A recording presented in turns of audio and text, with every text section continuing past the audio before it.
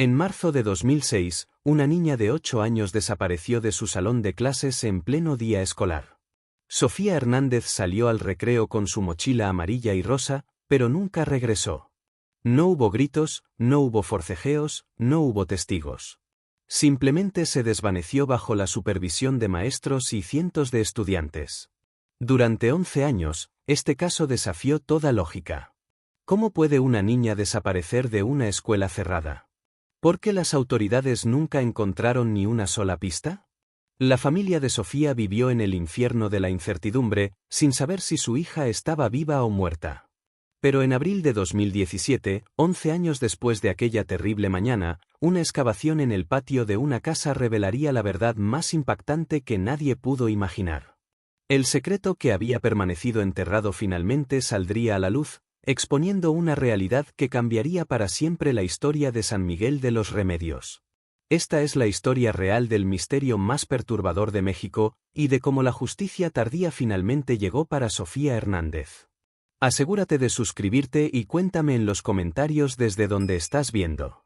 Era un martes común y corriente en la escuela primaria Benito Juárez, ubicada en el pueblo de San Miguel de los Remedios, Estado de México. El 15 de marzo de 2006 amaneció con un cielo despejado y la promesa de un día normal para los 347 estudiantes que asistían a clases. Entre ellos estaba Sofía Hernández, una niña de 8 años con ojos brillantes y una sonrisa contagiosa que llevaba siempre su característica mochila amarilla con detalles rosas que su abuela le había regalado el año anterior. Sofía cursaba el 3er grado bajo la tutela de la maestra Carmen Vázquez, una educadora con más de 15 años de experiencia que conocía a cada uno de sus alumnos como si fueran sus propios hijos. Esa mañana, Sofía llegó puntual a las 8 de la mañana, como siempre, acompañada de su madre, María Elena Hernández, quien trabajaba como empleada doméstica en las casas del centro del pueblo. «Pórtate bien, mi amor», le dijo María Elena mientras le daba un beso en la frente. «Tu papá vendrá por ti a las 2 de la tarde, como siempre».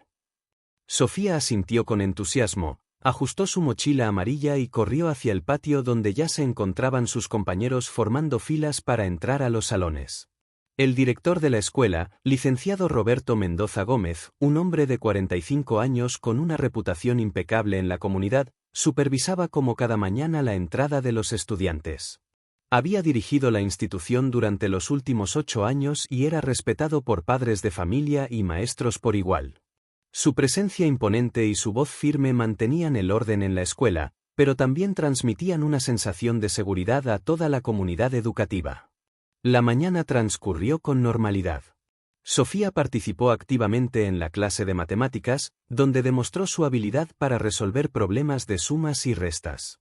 Durante la clase de español, leyó en voz alta un cuento sobre princesas y dragones, mientras sus compañeros la escuchaban atentamente. La maestra Carmen notó que Sofía parecía especialmente animada ese día, participando más de lo usual y ayudando a sus compañeros con las tareas. A las 10:30 de la mañana llegó la hora del recreo. Los niños salieron corriendo al patio, y Sofía se dirigió hacia los columpios junto con sus mejores amigas, Lupita Morales y Andrea Sánchez. Las tres jugaron durante los primeros 15 minutos del recreo, riéndose y compartiendo los dulces que habían traído de casa. Sofía guardó su mochila amarilla en el salón, como era costumbre, antes de salir al patio. Cuando sonó la campana que marcaba el final del recreo, a las 11 de la mañana, los estudiantes comenzaron a regresar a sus aulas. La maestra Carmen los recibió en la puerta del salón y fue pasando lista para asegurarse de que todos estuvieran presentes. Lupita, presente maestra. Andrea, presente. Miguel, presente. Sofía, silencio. ¿Sofía Hernández?, repitió la maestra mirando hacia el pupitre vacío donde debería estar sentada la niña. Los compañeros de clase miraron alrededor confundidos. Nadie había visto a Sofía después del recreo. Lupita levantó la mano tímidamente. «Maestra, Sofía estaba jugando con nosotras en los columpios, pero cuando sonó la campana, no la vimos regresar». Andrea confirmó las palabras de su amiga, añadiendo que habían pensado que Sofía había ido al baño antes de entrar al salón. La maestra Carmen sintió una punzada de preocupación en el estómago. En sus 15 años de experiencia, jamás había tenido un alumno que simplemente desapareciera durante el horario escolar. Inmediatamente se dirigió a la oficina del director para reportar la situación. El director Mendoza recibió la noticia con aparente calma, pero ordenó de inmediato una búsqueda exhaustiva en todo el plantel. Maestros, personal administrativo y de intendencia revisaron cada aula, cada baño, la biblioteca, la cocina escolar, las bodegas y hasta el más pequeño rincón de la escuela. Gritaron el nombre de Sofía una y otra vez, pero solo obtuvieron el eco de sus propias voces. Mientras tanto, la mochila amarilla con detalles rosas de Sofía permanecía colgada en el respaldo de su silla, como un recordatorio silencioso de su presencia apenas unos minutos antes. Era como si la tierra se la hubiera tragado. A las 12:30 del mediodía, después de 1 hora y media de búsqueda infructuosa dentro de la escuela, el director Mendoza tomó la decisión de contactar a los padres de Sofía. Con manos temblorosas marcó el número que tenía registrado en los archivos escolares. María Elena Hernández se encontraba trabajando en casa de la familia Gutiérrez cuando recibió la llamada que cambiaría su vida para siempre. Señora Hernández, soy el director Mendoza de la escuela de Sofía, comenzó con voz grave. Necesito que venga inmediatamente. Su hija, no podemos encontrarla. Las palabras cayeron como piedras sobre el corazón de María Elena, quien dejó caer el teléfono y salió corriendo hacia la escuela sin importar que su empleadora le gritara preguntando qué había pasado. Cuando María Elena llegó a la escuela Benito Juárez, encontró un caos controlado. Maestros y empleados continuaban buscando mientras algunos padres de familia que habían sido alertados por otros niños comenzaban a llegar al plantel. El director Mendoza la recibió en su oficina, donde intentó explicarle la situación con la mayor delicadeza posible. Señora, hemos revisado cada centímetro de la escuela, le aseguró Mendoza. Los maestros confirman que Sofía estaba presente durante toda la mañana hasta el recreo. Después de eso, simplemente, desapareció. María Elena sintió que el mundo se desplomaba a sus pies. ¿Cómo puede desaparecer una niña de 8 años en una escuela?, gritó entre lágrimas. Para ese momento, también había llegado José Luis Hernández, el padre de Sofía, quien trabajaba como mecánico en un taller del pueblo. Un hombre de complexión robusta y manos callosas por el trabajo, José Luis era conocido por su carácter tranquilo, pero al enterarse de la desaparición de su hija, su rostro se transformó en una máscara de desesperación y furia contenida. ¿Ya llamaron a la policía?, preguntó José Luis con voz áspera. El director Mendoza asintió, acabo de contactar a las autoridades. Deberían estar aquí en cualquier momento.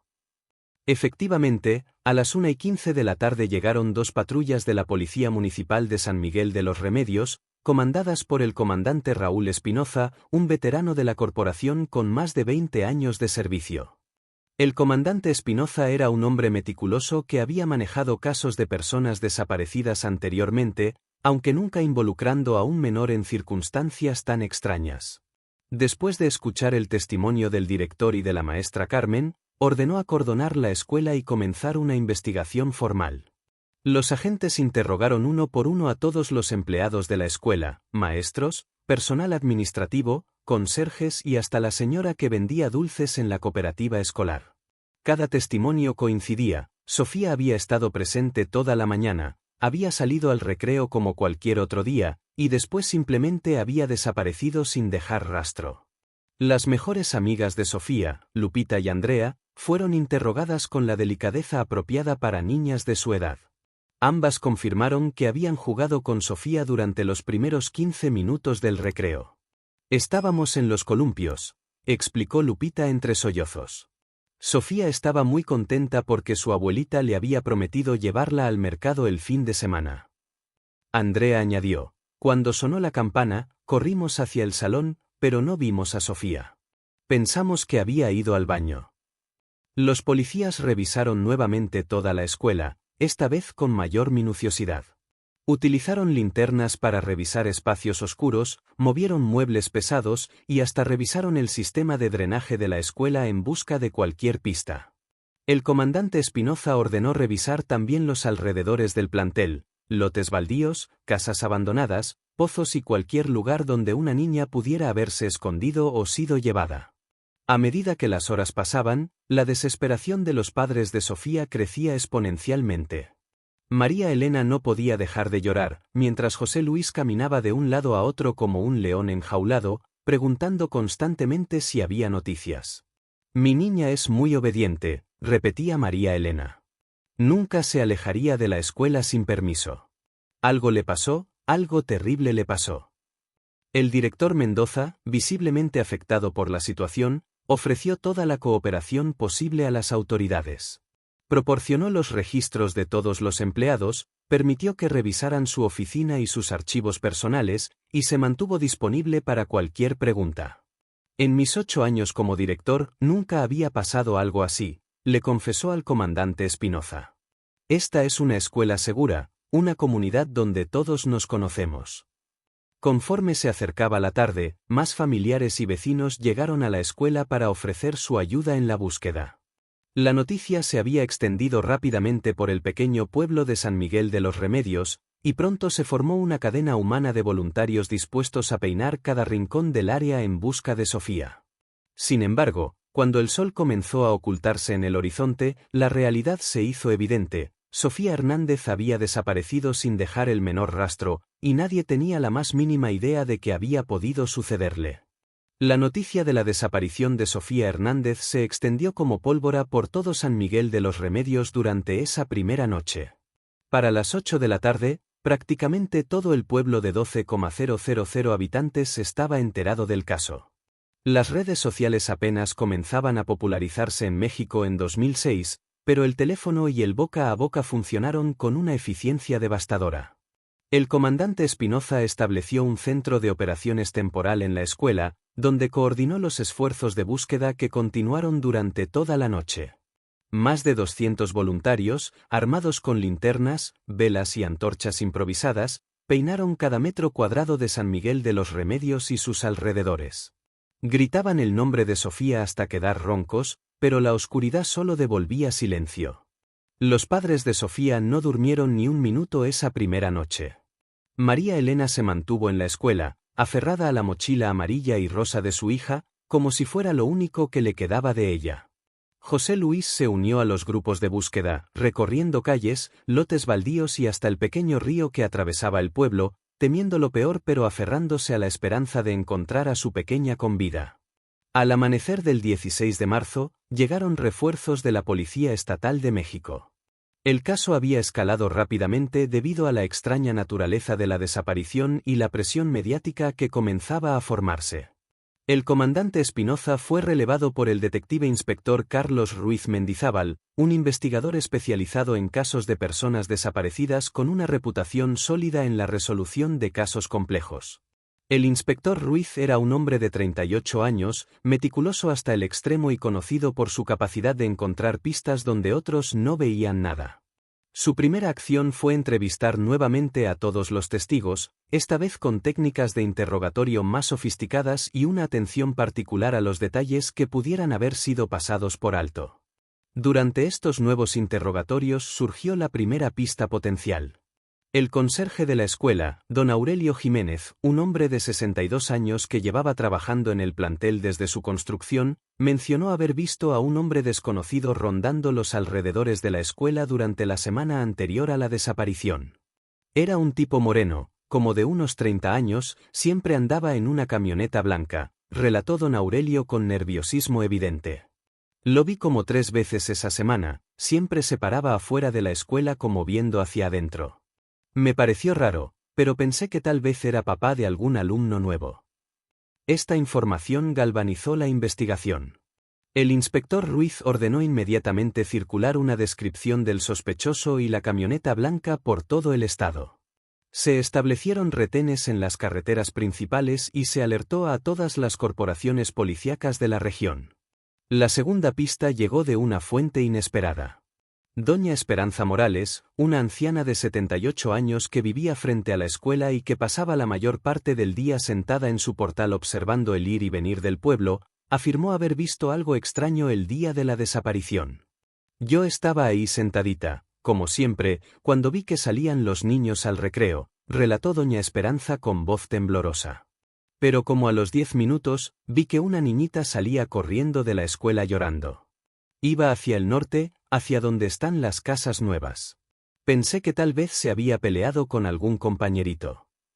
Cuando le mostraron una fotografía de Sofía, doña Esperanza no pudo confirmar con certeza que fuera ella, ya que la había visto de lejos, pero la descripción coincidía: una niña pequeña, con el cabello recogido en 2 coletas, vestida con el uniforme de la escuela. Esta información llevó a los investigadores a revisar exhaustivamente la zona norte del pueblo, particularmente un desarrollo habitacional nuevo llamado Villas del Sol, que se encontraba a aproximadamente 8 cuadras de la escuela. Era una zona semiconstruida, con muchas casas aún en obra gris y varias más completamente abandonadas por falta de recursos de los compradores originales. Durante 2 días completos, equipos de búsqueda revisaron cada casa, cada construcción abandonada, cada hoyo en el suelo. Utilizaron perros rastreadores traídos especialmente de la Ciudad de México, quienes siguieron varios rastros que terminaron siendo falsos positivos. La búsqueda en Villas del Sol no arrojó ningún resultado concreto. Mientras tanto, la investigación sobre el hombre de la camioneta blanca produjo su primera detención. A 50 kilómetros de San Miguel de los Remedios, en el municipio vecino de Texcoco, fue detenido Ramiro Salinas González, un vendedor ambulante de 32 años que efectivamente conducía una camioneta blanca y que no tenía una coartada sólida para el día de la desaparición. La detención de Salinas fue recibida con alivio por los padres de Sofía y por toda la comunidad. Finalmente parecía que tenían al culpable. Sin embargo, después de 48 horas de interrogatorio intensivo, quedó claro que Salinas no tenía nada que ver con la desaparición. Su presencia cerca de la escuela se debía a que vendía dulces y juguetes a los niños de varias escuelas de la región como parte de su trabajo, y aunque no tenía una coartada perfecta, tampoco había evidencia que lo conectara con el caso. Salinas fue liberado, pero el daño ya estaba hecho. La comunidad había depositado todas sus esperanzas en esa detención, y cuando resultó ser una pista falsa, la desesperación se intensificó. María Elena sufrió una crisis nerviosa que requirió hospitalización, mientras José Luis comenzó a mostrar signos de comportamiento errático, acusando a vecinos y conocidos sin fundamento alguno. El inspector Ruiz se vio obligado a dar una conferencia de prensa para calmar los ánimos y pedir paciencia a la comunidad. Entendemos la desesperación de la familia y de todos ustedes, declaró ante las cámaras de televisión que ya habían llegado de la capital. Pero debemos trabajar con base en evidencias sólidas, no en rumores o especulaciones. Les aseguro que no descansaremos hasta encontrar a Sofía. Sin embargo, conforme pasaban los días, las pistas se agotaban y la esperanza comenzaba a desvanecerse. La desaparición de Sofía Hernández se estaba convirtiendo en un misterio aparentemente imposible de resolver. Una semana después de la desaparición de Sofía, San Miguel de los Remedios se había transformado en un pueblo marcado por la tragedia. Las calles que antes resonaban con la risa de los niños jugando ahora permanecían extrañamente silenciosas. Los padres de familia acompañaban a sus hijos hasta la puerta de sus casas y escuelas, y una atmósfera de desconfianza había comenzado a apoderarse de la comunidad. El inspector Ruiz había expandido la investigación para incluir a pedófilos registrados en un radio de 100 kilómetros, exconvictos con antecedentes de violencia contra menores, y cualquier persona que hubiera mostrado comportamiento sospechoso en los meses anteriores. La lista era deprimentemente larga, pero cada pista investigada terminaba en callejones sin salida. Los medios de comunicación habían convertido el caso en una noticia nacional. Reporteros de Televisa, TV Azteca y otros medios importantes mantenían una presencia constante en el pueblo, entrevistando a cualquiera que estuviera dispuesto a hablar. La familia Hernández se había convertido involuntariamente en el centro de atención mediática, algo que añadía una carga emocional extra a su ya devastador dolor. María Elena había regresado del hospital, pero era apenas una sombra de la mujer alegre que había sido antes. Había perdido 8 kilos en una semana y tenía ojeras profundas que hablaban de noches en vela. José Luis había tomado una licencia indefinida del taller mecánico donde trabajaba para dedicarse completamente a la búsqueda de su hija, pero la frustración lo estaba consumiendo lentamente.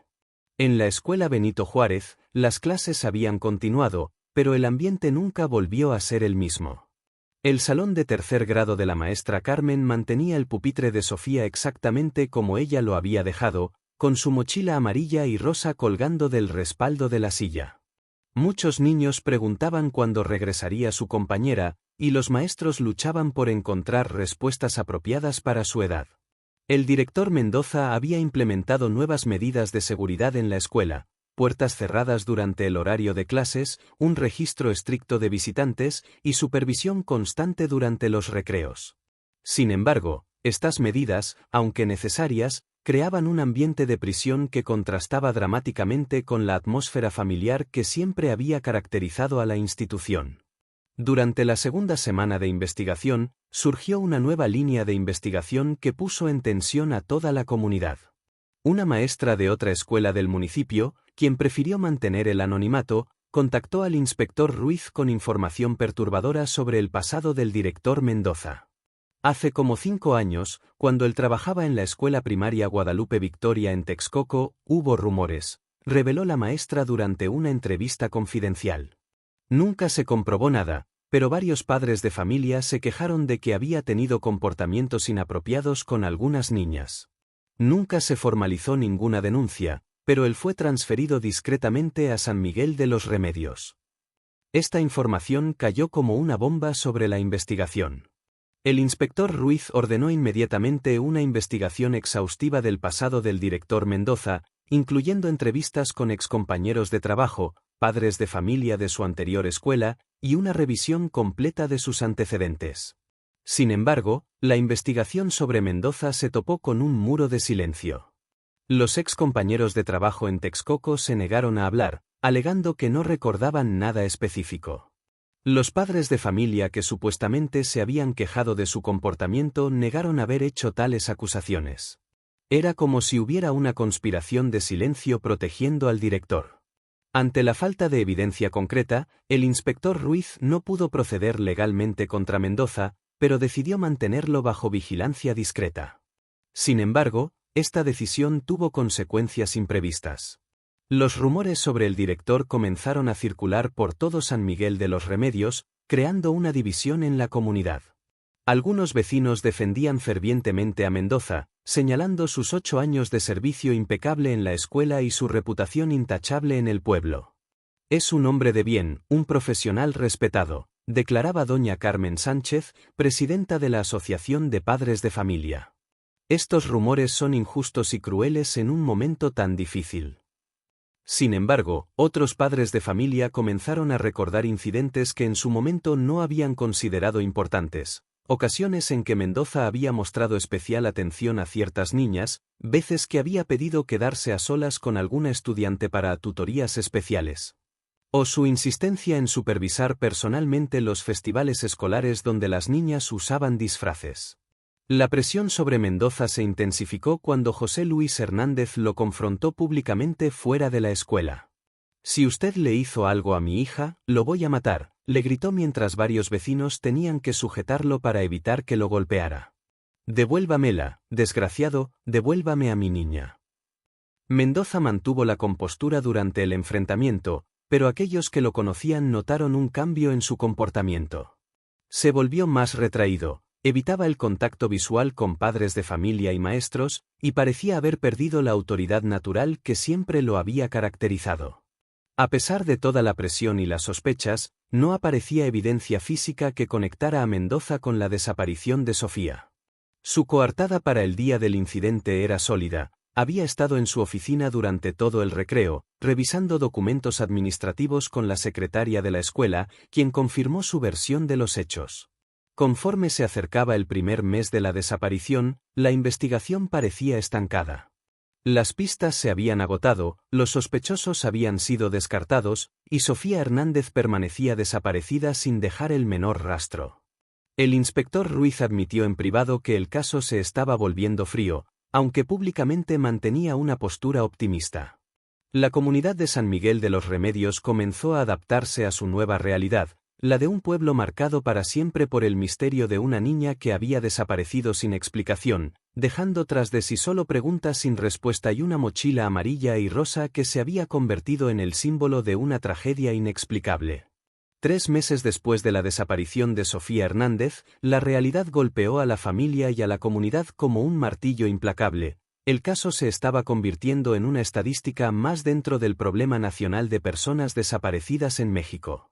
El inspector Ruiz había sido reasignado a otros casos más urgentes, dejando la investigación en manos del comandante Espinoza, quien hacía sus mejores esfuerzos con recursos limitados. La cobertura mediática había disminuido considerablemente. Los reporteros de los medios nacionales habían regresado a la Ciudad de México en busca de noticias más frescas, dejando solo algunos corresponsales locales que ocasionalmente publicaban actualizaciones sobre el caso. La historia de Sofía se desvanecía lentamente del interés público, siendo reemplazada por otras tragedias igual de devastadoras. María Elena y José Luis Hernández habían caído en una depresión profunda que afectaba todos los aspectos de su vida. María Elena había perdido 2 empleos por su incapacidad para concentrarse en el trabajo, mientras José Luis había comenzado a beber para ahogar el dolor que lo consumía día y noche. Su matrimonio, que había sido sólido durante 12 años, comenzaba a mostrar grietas bajo la presión insoportable de la pérdida. «Ya no hablamos de otra cosa que no sea Sofía», confesaba María Elena a su hermana durante una de sus pocas visitas. «José Luis me culpa por haberla dejado ir sola a la escuela ese día, y yo lo culpo a él por no haberla ido a recoger más temprano. Nos estamos destruyendo mutuamente». La abuela materna de Sofía, doña Esperanza Hernández, una mujer de 71 años que había sido una figura central en la vida de la niña, había desarrollado un ritual obsesivo. Cada día visitaba la escuela y se sentaba en una banca frente al salón de clases de Sofía, esperando que su nieta apareciera mágicamente. Los maestros y el director Mendoza le permitían estas visitas, entendiendo que era su forma de lidiar con el dolor. En la escuela Benito Juárez, la vida había continuado, pero la sombra de la desaparición de Sofía permanecía omnipresente. El pupitre de la niña finalmente había sido retirado del salón de clases después de que varios niños desarrollaran pesadillas y ansiedad por su presencia constante. Sin embargo, su mochila amarilla y rosa permanecía en la oficina del director, como un recordatorio silencioso del caso sin resolver. El director Mendoza había logrado superar la tormenta de sospechas que había caído sobre él, pero el costo había sido alto. Su relación con el personal docente nunca se recuperó completamente, y muchos padres de familia lo trataban con una frialdad que no existía antes de la tragedia. Él mismo había cambiado, volviéndose más reservado y menos involucrado en las actividades sociales de la escuela. Durante este periodo, surgieron varias teorías conspiracionales sobre la desaparición de Sofía. Algunos vecinos comenzaron a especular que la niña había sido víctima de una red de trata de personas que operaba en la región. Otros creían que había sido secuestrada por una familia desesperada por tener hijos que había decidido robar una niña pequeña. Las teorías más extremas sugerían la participación del crimen organizado o incluso rituales satánicos.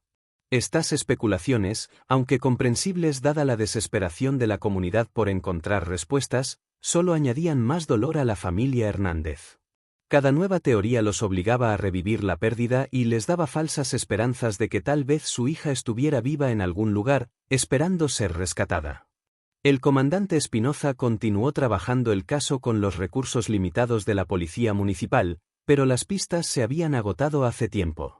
Ocasionalmente llegaban reportes de avistamientos de Sofía en diferentes partes de México. Una niña que se parecía a ella había sido vista en un mercado de Guadalajara, otra había sido fotografiada en una estación de autobuses en Veracruz, una más había sido reportada en un orfanato de Oaxaca.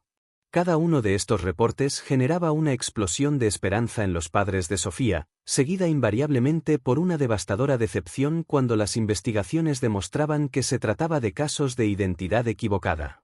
José Luis había viajado personalmente a verificar varios de estos avistamientos, gastando los pocos ahorros familiares en boletos de autobús y hoteles baratos, solo para regresar con las manos vacías y el corazón más roto. Un año después de la desaparición, el 15 de marzo de 2007, la familia organizó una misa especial en la parroquia de San Miguel Arcángel, la iglesia principal del pueblo. La ceremonia fue emotiva y desgarradora, con más de 300 personas asistiendo para mostrar su apoyo a la familia y mantener viva la memoria de Sofía. Durante la misa, el padre González, párroco de la iglesia desde hacía 15 años, ofreció palabras de consuelo que resonaron profundamente en los asistentes. Sofía sigue viva en nuestros corazones y en nuestra memoria. No importa dónde esté, no importa qué haya pasado, ella siempre será parte de esta comunidad. Nuestra fe nos dice que algún día tendremos respuestas, que algún día sabremos la verdad. Sin embargo, conforme pasaron los años, la esperanza de encontrar respuestas comenzó a desvanecerse lentamente. El caso de Sofía Hernández se unió a las miles de desapariciones sin resolver que plagaban a México en esa época, convirtiéndose en una herida abierta en el corazón de San Miguel de los Remedios que simplemente se negaba a sanar. Para 2016, 10 años después de la desaparición de Sofía Hernández, San Miguel de los Remedios había cambiado considerablemente. El pueblo había crecido, nuevas construcciones habían surgido donde antes había terrenos baldíos, y una nueva generación de niños corría por las mismas calles que una vez recorrió Sofía. Sin embargo, para aquellos que vivieron la tragedia, el tiempo parecía haberse detenido en ese fatídico martes de marzo de 2006. María Elena Hernández, ahora de 42 años, trabajaba como empleada en una tienda de abarrotes del centro del pueblo. El dolor de la pérdida de su hija había marcado su rostro con arrugas prematuras y había encanecido su cabello años antes de tiempo. Aunque había aprendido a funcionar en su vida diaria, cada 15 de marzo se convertía en un infierno personal que la obligaba a revivir la pesadilla una vez más. José Luis había luchado contra el alcoholismo durante años después de la desaparición de Sofía. La culpa y la impotencia lo habían llevado a las cantinas del pueblo en busca de un olvido temporal que nunca llegaba. Su matrimonio con María Elena había terminado en divorcio 3 años después de la tragedia, no por falta de amor, sino porque ambos se habían convertido en recordatorios constantes del dolor del otro. No podíamos estar juntos sin hablar de ella, pero tampoco podíamos hablar de ella sin destruirnos, explicaría José Luis años después durante una entrevista con un periodista local. Era como si estuviéramos atrapados en un círculo vicioso de dolor que no tenía fin. El director Roberto Mendoza había permanecido en su puesto en la Escuela Benito Juárez durante todos estos años, pero el caso de Sofía había dejado una marca indeleble en su carrera y en su vida personal. Nunca se había casado, dedicando toda su energía al trabajo, como si quisiera compensar de alguna manera la tragedia que había ocurrido bajo su supervisión. Las sospechas que una vez recayeron sobre él nunca desaparecieron completamente, y vivía con la sombra de las dudas de algunos miembros de la comunidad. La maestra Carmen Vázquez se había jubilado 5 años después de la desaparición de Sofía, incapaz de seguir enseñando sin recordar constantemente a la niña alegre que había perdido de vista por unos minutos que se convirtieron en una eternidad. Fue mi responsabilidad cuidarla ese día, solía repetir a quien quiera que la escuchara. Era mi trabajo proteger a mis alumnos y fallé en el más importante de todos. El comandante Raúl Espinoza se había retirado de la Policía Municipal en 2014, llevándose consigo la frustración de no haber podido resolver el caso que había marcado su carrera. En sus últimos años de servicio, había revisado periódicamente el expediente de Sofía, buscando algún detalle que pudiera haber pasado por alto, pero siempre llegaba a las mismas conclusiones. Era como si la niña se hubiera desvanecido en el aire.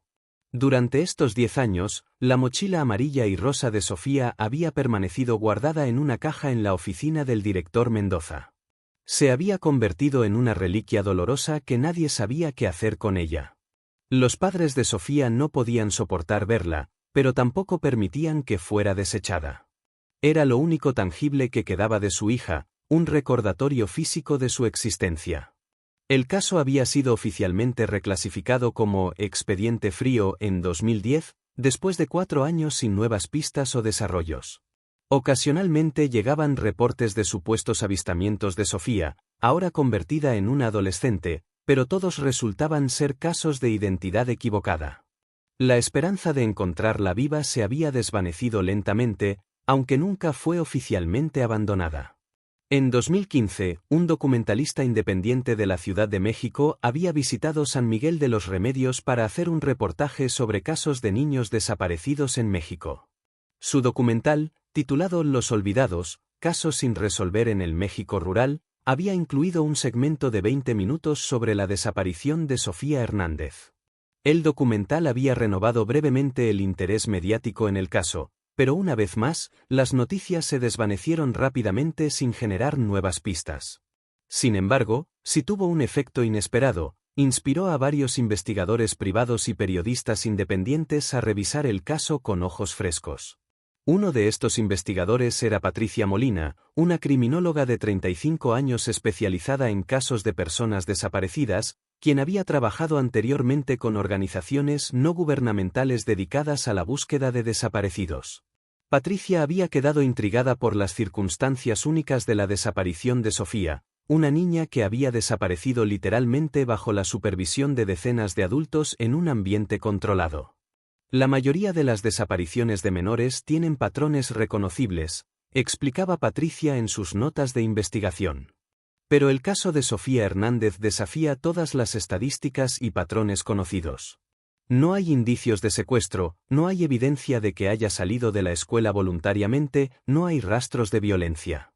Es como si hubiera sido absorbida por la tierra misma. Patricia comenzó a revisar meticulosamente todos los expedientes del caso, entrevistando nuevamente a testigos clave y aplicando técnicas de investigación más modernas que no habían estado disponibles en 2006. Su enfoque sistemático y su experiencia en casos similares le permitieron identificar inconsistencias menores en los testimonios originales que habían sido pasadas por alto una década antes. Sin embargo, incluso con estas técnicas más avanzadas, Patricia se encontraba con el mismo muro de silencio que había frustrado a los investigadores originales.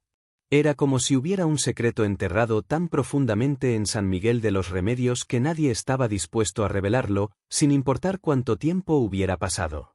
Para el 10º aniversario de la desaparición, en marzo de 2016, la familia organizó una vigilia silenciosa en la plaza principal del pueblo. Asistieron menos de 50 personas, en contraste con las multitudes que habían participado en las búsquedas originales.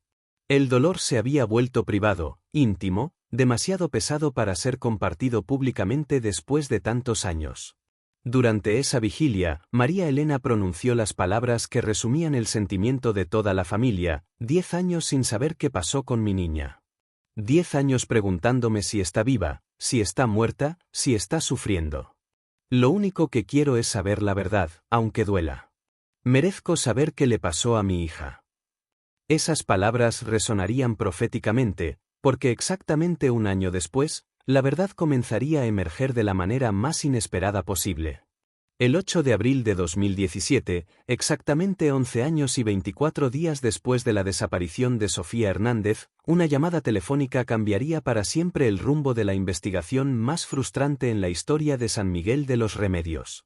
La llamada llegó a las oficinas de la Policía Municipal a las 3:47 de la tarde, y fue recibida por el oficial Jorge Ramírez, quien había sido contratado 5 años después de los eventos originales.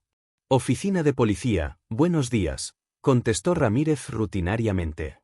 Necesito hablar con alguien sobre el caso de la niña que desapareció en la escuela hace años, dijo una voz femenina temblorosa del otro lado de la línea. Sofía. Sofía Hernández. Tengo información importante. La mujer se identificó como Leticia Guerrero, de 34 años, esposa de Arturo Mendoza Vega, sobrino del director Roberto Mendoza. Leticia había estado viviendo fuera del estado durante los últimos 15 años, pero había regresado recientemente a San Miguel de los Remedios debido a problemas matrimoniales con su esposo. Mi exesposo está muy enfermo, explicó Leticia entre sollozos. Los doctores dicen que tiene cáncer terminal, que le quedan tal vez 2 o 3 meses de vida. Ayer por la noche, después de varios tragos, comenzó a hablar de cosas del pasado. Me dijo algo sobre Sofía Hernández que me tiene sin poder dormir. El oficial Ramírez, aunque joven e inexperto, había escuchado suficientes historias sobre el caso de Sofía como para saber que cualquier información nueva debía ser tomada en serio. Inmediatamente contactó al nuevo comandante de la Policía Municipal, Miguel Ángel Torres, quien había asumido el cargo tras la jubilación de Espinoza. El comandante Torres decidió involucrar inmediatamente a las autoridades estatales. Para las 6 de la tarde de ese mismo día, la detective inspectora Ana Lucía Morales, especialista en casos fríos de la Policía Estatal de México, se encontraba en San Miguel de los Remedios para entrevistar a Leticia Guerrero. La entrevista tuvo lugar en una sala de juntas de la presidencia municipal, lejos de oídos curiosos. Leticia estaba visiblemente nerviosa, retorciéndose las manos y evitando el contacto visual mientras relataba lo que su esposo le había confesado la noche anterior. Arturo estaba muy tomado, pero no tanto como para no saber lo que decía, comenzó Leticia. Me dijo que en 2006, cuando tenía 19 años, él había estado ayudando a su tío Roberto en unos trabajos de mantenimiento en la escuela durante las vacaciones de Semana Santa, unos días antes de que pasara lo de la niña. Según el relato de Leticia, Arturo le había confesado que él y su tío habían estado excavando en el patio trasero de la casa del director para instalar un sistema de riego nuevo. Durante esta excavación, habían encontrado algunos huesos viejos, probablemente de animales, pero decidieron cavar un hoyo más profundo para enterrarlos y evitar problemas con los vecinos. Me dijo que ese hoyo nunca lo rellenaron completamente, continuó Leticia con voz quebrada. Y que después de que desapareció la niña, su tío Roberto se puso muy nervioso y le pidió que no dijera nada sobre el trabajo que habían hecho en el patio. Le dijo que la gente podría malinterpretarlo. La detective inspector Morales sentía que su corazón se aceleraba, pero mantuvo la compostura profesional. Su esposo le dijo algo más específico sobre ese hoyo o sobre la desaparición de Sofía, preguntó cuidadosamente. Leticia negó con la cabeza, pero añadió un detalle que hizo que la sangre se helara en las venas de la detective. Solo me dijo que si alguna vez encontraban algo en ese patio, él no sabía nada. Que su tío le había dicho que era mejor mantener la boca cerrada para siempre. La investigadora sabía que tenía que actuar rápidamente pero con extrema cautela. Si realmente había algo enterrado en el patio del director Mendoza, necesitaría una orden judicial para excavar, y eso requeriría evidencia suficiente para convencer a un juez. Además, tendría que manejar la situación con discreción absoluta para evitar alertar al director si efectivamente estaba involucrado en la desaparición. Esa misma noche, la detective Morales contactó al Ministerio Público de Texcoco para solicitar una orden de cateo.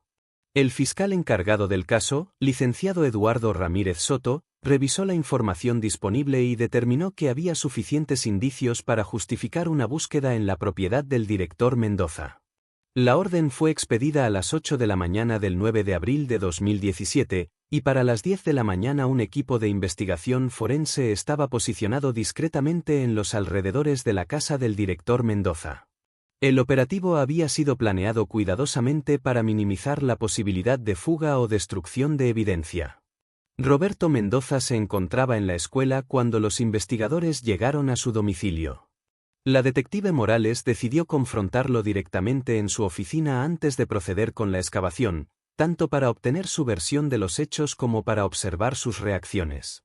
Director Mendoza, comenzó la detective después de presentarse formalmente, tenemos información que sugiere que usted realizó trabajos de excavación en su patio trasero en marzo de 2006, alrededor de las fechas de la desaparición de Sofía Hernández. ¿Puede confirmarnos si esto es correcto? El rostro de Mendoza palideció visiblemente, y sus manos comenzaron a temblar ligeramente. Después de varios segundos de silencio que parecieron eternos, finalmente respondió, sí, efectivamente realicé algunos trabajos de jardinería en esas fechas. Mi sobrino Arturo me ayudó. No veo qué relación puede tener eso con la desaparición de Sofía. ¿Podría decirnos específicamente qué tipo de trabajos realizaron?, insistió la detective, observando cuidadosamente cada gesto y expresión del director. Mendoza parecía cada vez más nervioso. Estábamos instalando un sistema de riego. Cavamos algunas zanjas para las tuberías. Todo fue trabajos normales de jardinería, nada más. La detective Morales notó que las manos de Mendoza temblaban cada vez más, y que había comenzado a sudar profusamente a pesar de que la temperatura en la oficina era fresca.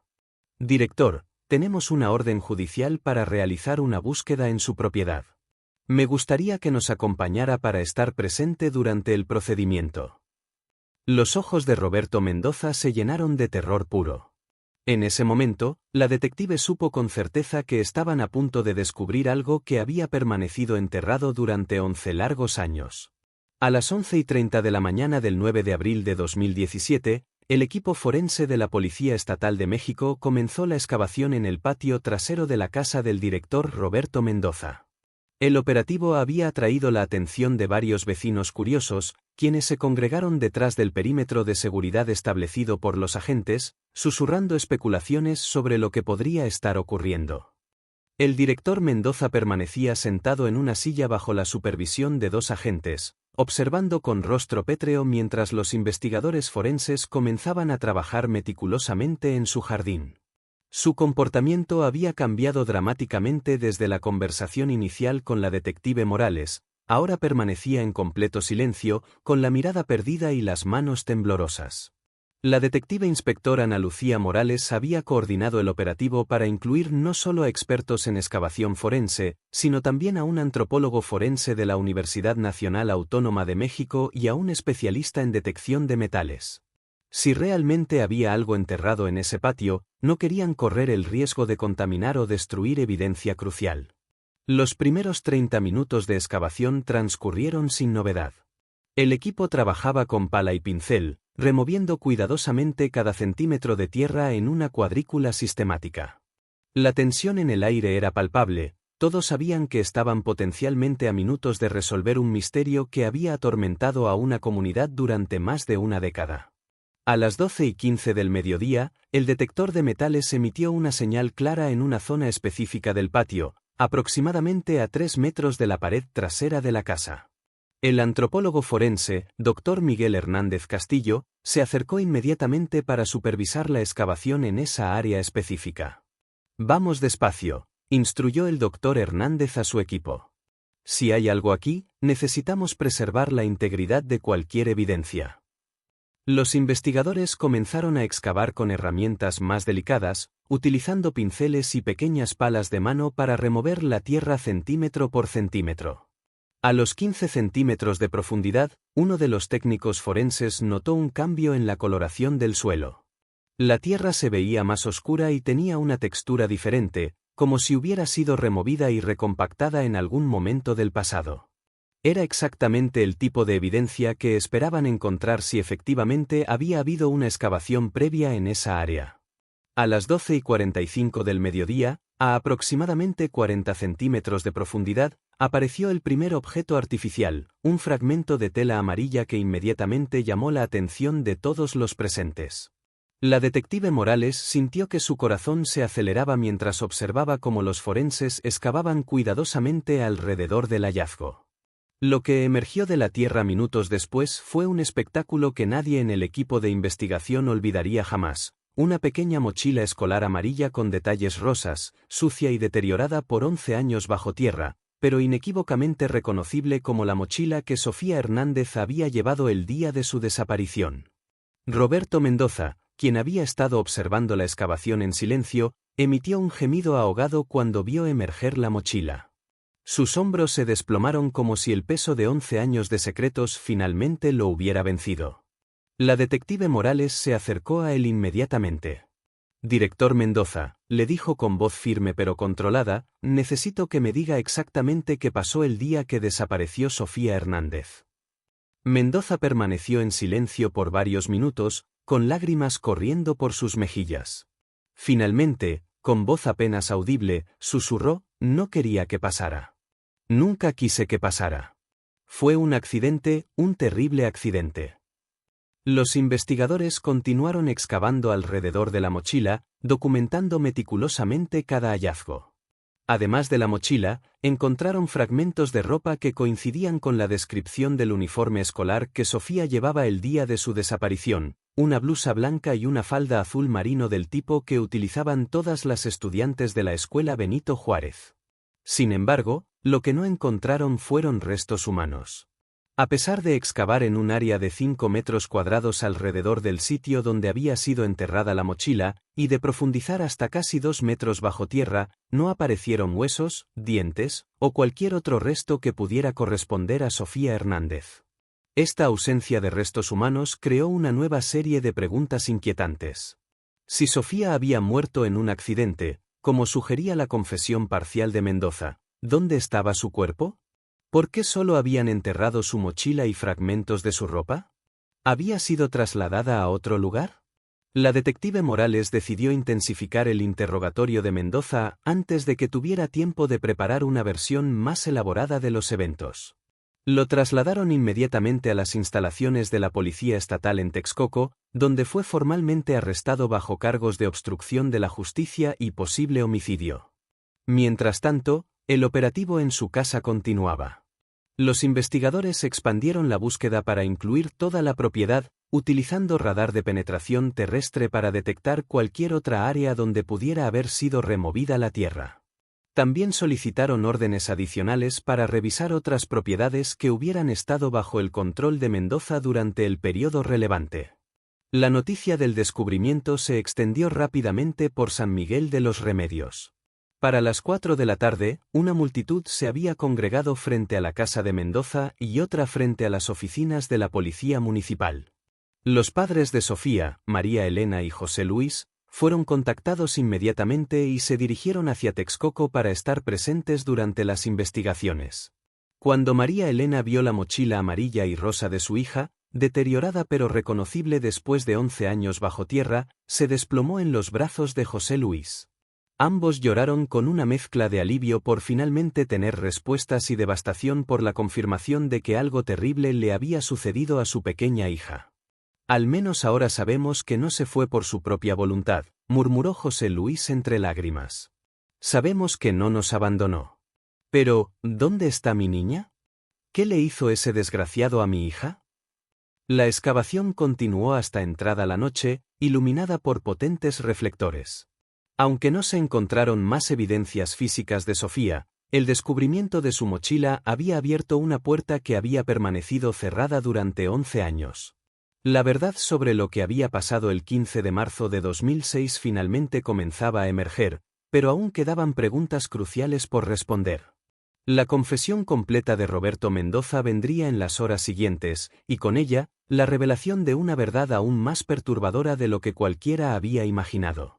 La sala de interrogatorios de la Comandancia de la Policía Estatal en Texcoco nunca había sido testigo de una confesión tan devastadora como la que estaba a punto de escuchar.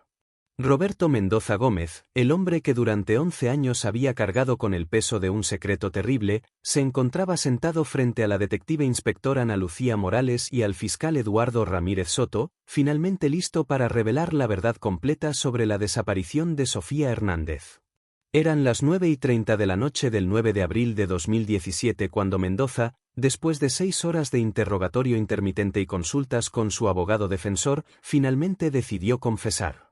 Su apariencia había cambiado dramáticamente durante el día. El hombre que 11 años antes había sido visto como un pilar respetable de la comunidad ahora parecía haber envejecido una década en una sola jornada. Quiero contar la verdad, comenzó Mendoza con voz quebrada, mirando directamente a la cámara que grababa su testimonio. He vivido con esta carga durante 11 años, y ya no puedo más. Sofía Hernández murió accidentalmente el 15 de marzo de 2006, y yo soy responsable de lo que pasó después. La detective Morales y el fiscal Ramírez intercambiaron miradas tensas. Después de 11 años de investigación, finalmente estaban a punto de conocer la verdad completa sobre uno de los casos más frustrantes en la historia de la región. Mendoza comenzó su relato desde el principio, con una precisión que sugería que había ensayado mentalmente esta confesión miles de veces durante la última década. El día que desapareció Sofía, yo estaba en mi oficina durante el recreo, como siempre. Pero alrededor de las 10:45, recibí una llamada de mi sobrino Arturo diciéndome que había un problema con las tuberías del baño de niñas. Había una fuga importante que estaba inundando el área. Según la confesión de Mendoza, él había salido de su oficina para revisar el problema de las tuberías, lo cual no era inusual ya que como director era responsable del mantenimiento del plantel. Sin embargo, cuando llegó al área de los baños, no encontró ninguna fuga de agua. Pensé que tal vez Arturo se había confundido o que el problema se había resuelto solo, continuó Mendoza. Pero cuando estaba regresando hacia mi oficina, vi a Sofía Hernández en el pasillo cerca de los baños. Estaba llorando y parecía perdida. En este punto de su confesión, Mendoza hizo una pausa larga, claramente luchando con las emociones antes de continuar. Le pregunté qué le pasaba, y me dijo que se había peleado con sus amigas y que quería irse a casa. Yo le dije que no podía irse sola, que tenía que esperar a que terminaran las clases. Según el testimonio de Mendoza, Sofía había insistido en que quería llamar a su mamá para que viniera por ella. El director, tratando de calmarla, la había llevado a su oficina para que pudiera usar el teléfono de manera privada y tranquilizarse antes de regresar al salón de clases. La llevé a mi oficina y le dije que se sentara mientras yo buscaba el número de teléfono de su mamá en los archivos, relató Mendoza con voz cada vez más temblorosa. Pero cuando me di la vuelta para buscar en el archivero, escuché un ruido fuerte detrás de mí. Lo que había sucedido después, según la confesión de Mendoza, había sido un accidente terrible y completamente imprevisto. En su oficina había un librero alto y pesado que no estaba bien asegurado a la pared. Sofía, aparentemente tratando de alcanzar algo en uno de los estantes superiores, había jalado del librero, causando que se volcara sobre ella. Cuando me di vuelta, vi que el librero había caído sobre Sofía, continuó Mendoza con lágrimas corriendo por sus mejillas. Corrí hacia ella e intenté levantar el librero, pero era muy pesado. Cuando finalmente logré moverlo, Sofía no se movía. No respiraba. Mendoza explicó que había intentado revivirla con resucitación cardiopulmonar, pero sus esfuerzos habían sido inútiles. Sofía había muerto al instante por las lesiones causadas por el librero al caer sobre su cabeza y torso. En ese momento entré en pánico, admitió Mendoza. Sabía que parecería que yo la había lastimado intencionalmente. Sabía que nadie me creería que había sido un accidente. Mi reputación, mi carrera, mi vida entera se destruirían. La decisión que Mendoza tomó en esos momentos de pánico cambiaría su vida y la de muchas otras personas para siempre. En lugar de reportar inmediatamente el accidente, decidió ocultar el cuerpo de Sofía hasta que pudiera encontrar una manera de deshacerse de él sin ser detectado. Envolví su cuerpo en una manta que tenía en mi oficina y lo escondí en el cuarto de almacenamiento que está conectado con mi oficina, confesó Mendoza. Después regresé al patio y actué como si nada hubiera pasado. Cuando la maestra Carmen reportó que Sofía no estaba en el salón, fingí sorpresa y ordené la búsqueda.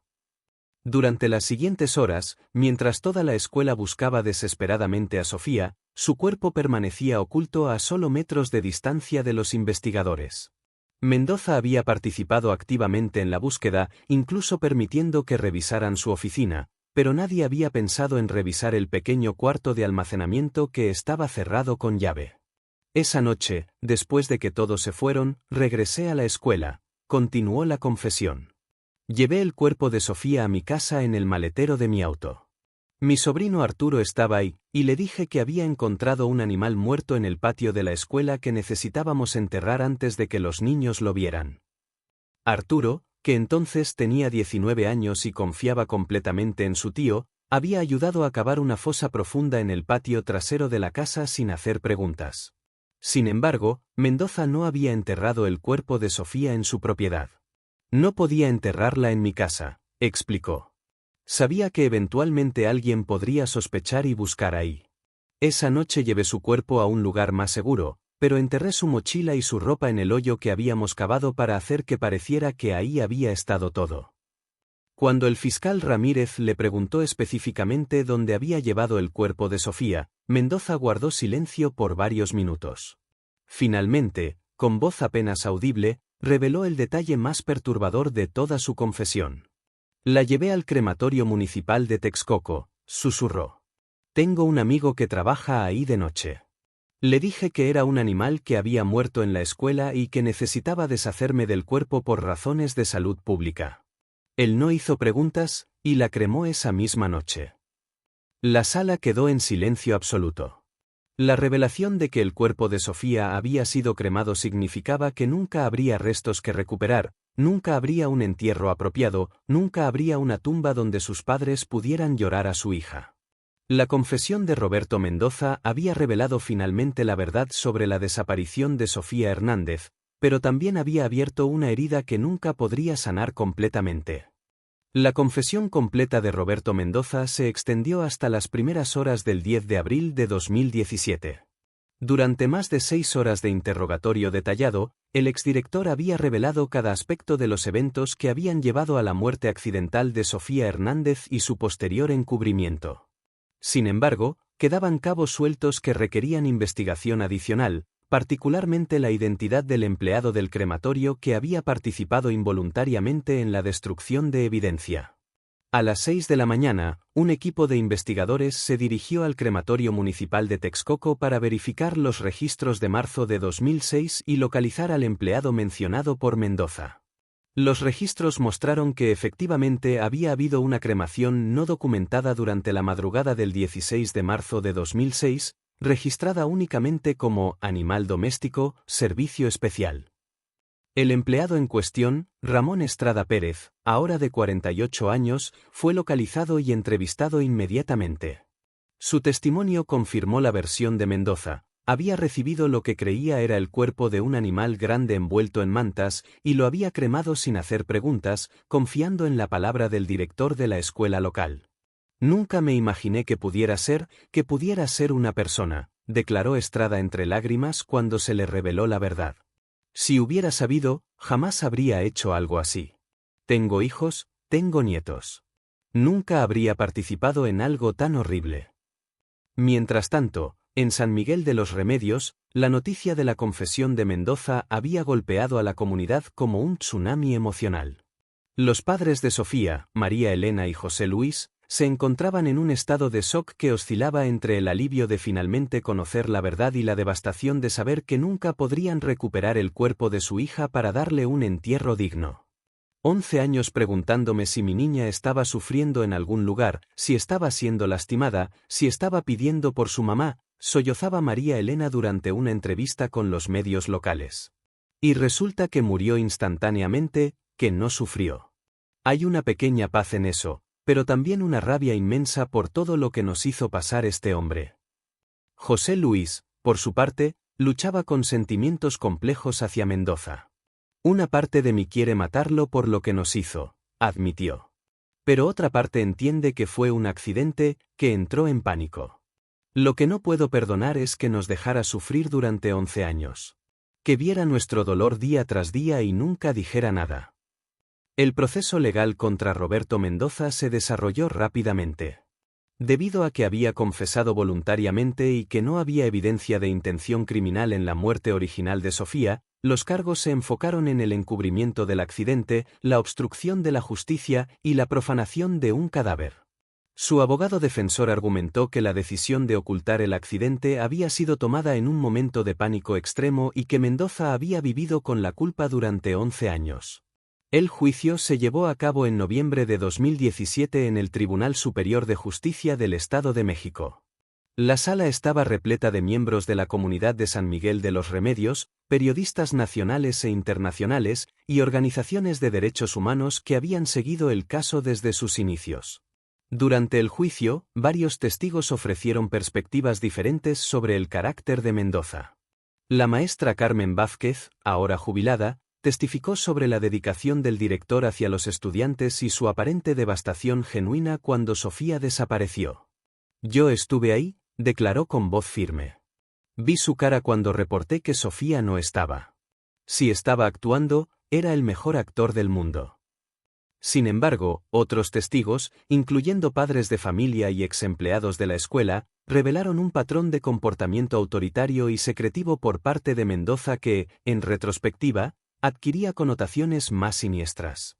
El momento más emotivo del juicio llegó cuando los padres de Sofía ofrecieron sus declaraciones de impacto. María Elena, acompañada por José Luis, se dirigió directamente a Mendoza desde el estrado de los testigos. Usted nos robó 11 años de duelo apropiado, le dijo con voz temblorosa pero firme. Nos robó la oportunidad de despedirnos de nuestra hija, de enterrarla con dignidad, de tener un lugar donde ir a llorarla. Nos condenó a 11 años de infierno no sabiendo si estaba viva o muerta. Eso es algo que nunca podremos recuperar.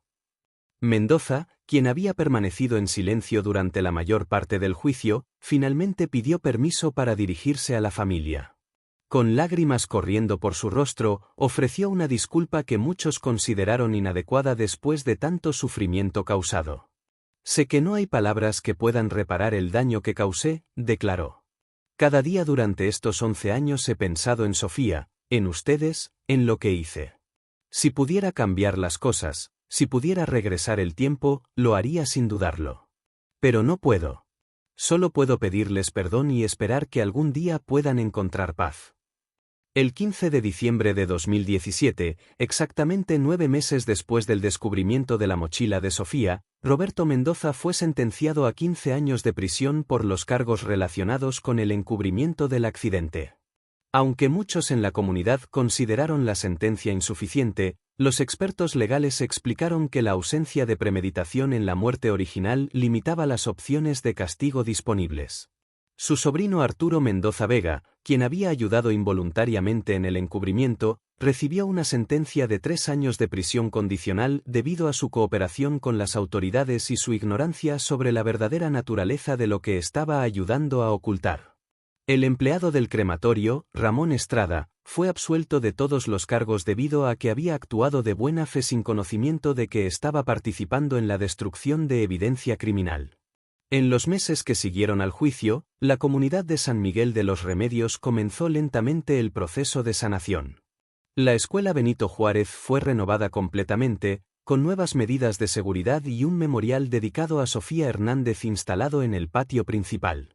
María Elena y José Luis, finalmente unidos en su dolor después de años de separación, trabajaron con organizaciones locales para establecer la Fundación Sofía Hernández, dedicada a ayudar a familias de niños desaparecidos y a promover mejores protocolos de seguridad en las escuelas de la región.